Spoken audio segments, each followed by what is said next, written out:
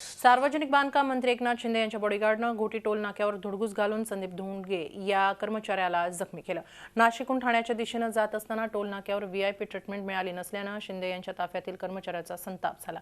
त्यानं टोल नाक्यावरच्या कर्मचाऱ्यांशी वाद घातला। त्यावेळी झटापटीत केबिनची काच फुटली। त्यात कर्मचारी जखमी झाला असून त्याच्यावर उपचार करण्यात आले। दरम्यान पोलीस ठाण्यामध्ये कुठलीही तक्रार झालेली नाही अशी माहिती पोलिसांनी दिली आहे। मी माझं काम करत होतो ट्रॅफिकमध्ये आणि सायरनचा आवाज झाल्यानंतर मागे त्यांच्या गाड्या आहेत। आम्हाला काही माहीत नव्हतं साहेब येणार आहे असं काही। त्याच्यामुळे आमचे कर्मचारी सायरनचा आवाज ऐकून त्यांच्या गाड्या काढायला निघून गेलेत। त्यांच्या गाड्या काढत होते ते त्यांचे काही गार्ड्स उतरले आणि ते कॅबिनजवळ मला एक गार्ड सांगत होता का मिनिस्टरची गाडी येते। मी म्हटलं काढतोय तर दुसऱ्याने येऊन लगेच काचेवरती रट्टा मारला। काचेवरती मारल्यानंतर ते काच उडून माझ्या डोळ्याच्या आणि इथं लागले। मग इथं 5-6 टाचे पडले आणि इथं पण खूप ब्लडिंग झाले।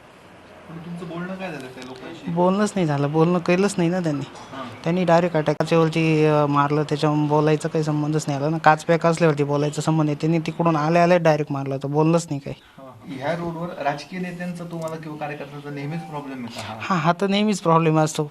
असे भरपूर 2-3 इन्सिडेंट झाले आमच्याबरोबर।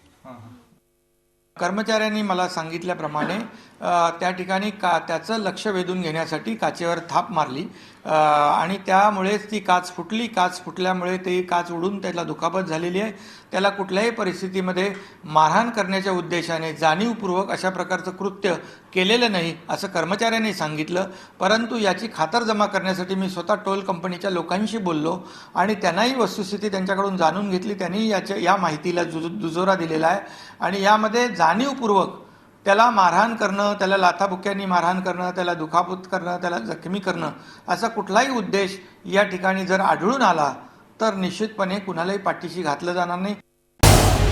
झी 24 तास रहा एक पाऊल पुढे।